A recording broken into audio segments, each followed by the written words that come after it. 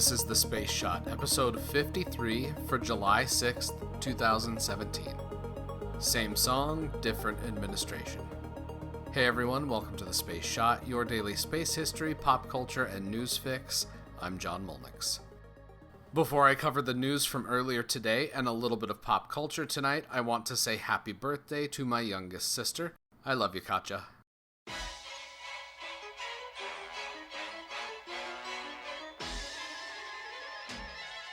On this day in 1990, Jetsons the movie was released.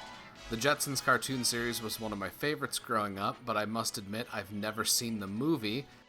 I'm going to link to it in the show notes, so if you're so inclined to watch an animated movie from the early 90s with songs that are from, what I can tell, a one-hit wonder singer, then this movie's for you. Now for some space policy news and commentary. Earlier today, Vice President Mike Pence spoke at Kennedy Space Center and gave a speech that was vague on specific directives and more focused on reiterating the plans of previous administrations, which is broadly, get to the moon, again, get some boots on Mars eventually, then go beyond. Wherever that is, though, is quite a nebulous concept.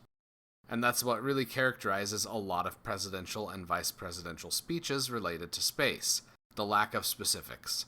There was one thing that stuck out to me in the speech when I had a chance to sit down and listen to it this evening.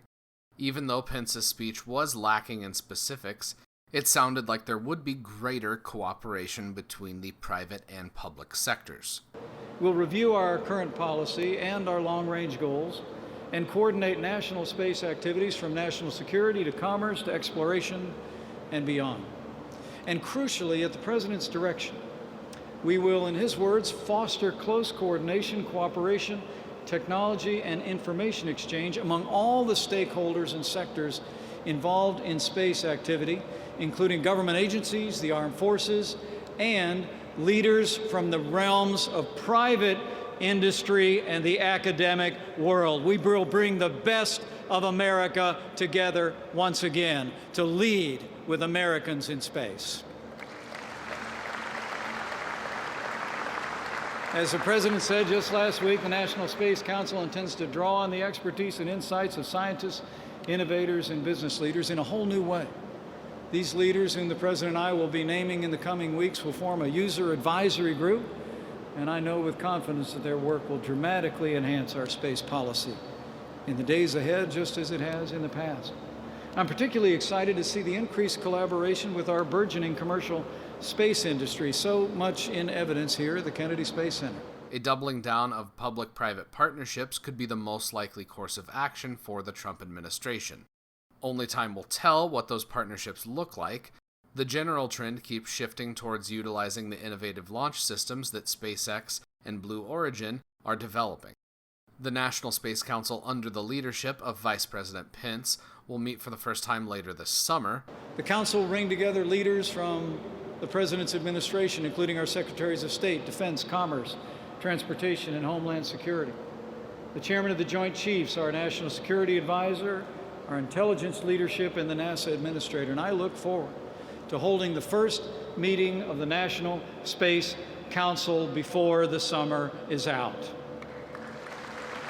The biggest problem with any council that meets, quote, at least annually, with no specifics for more frequent meetings, is that the pace of innovations from private companies could render some of the recommendations made by this council obsolete before they're even announced. Hopefully, as Vice President Pence stated today, the private companies that are on the council will be able to help drive some of these policies. Another thing that could bog down NASA is if the National Space Council becomes a tool that's only effective for the next 4 to 8 years. With the changing of presidential administrations, NASA must retool programs with the changing of the political winds. Such is the nature of an executive branch administration, but it's not exactly the greatest thing for long-term exploration and science objectives for an organization like NASA. The National Space Council could become the most effective if it seeks to set out long-term goals, which are bipartisan in nature, that help lock NASA into specific, measurable, and attainable goals that are 5, 10, and 15 years down the road. leaving the specifics of things like booster technology to the private sector and focusing on delivering science and exploration missions would allow NASA to maximize its contribution to the United States and to the world. In tomorrow's episode, we're mixing it up a little bit, and we're taking a trip to Roswell. Thank you all for listening to the show. Producing a daily podcast takes a lot of time, and I would love if you could take just a minute to leave a rating or review in Apple Podcasts and let me know what you think. If you're so inclined, you can ask me questions and chat on Instagram and Twitter. Find me at John Molnix pretty much everywhere.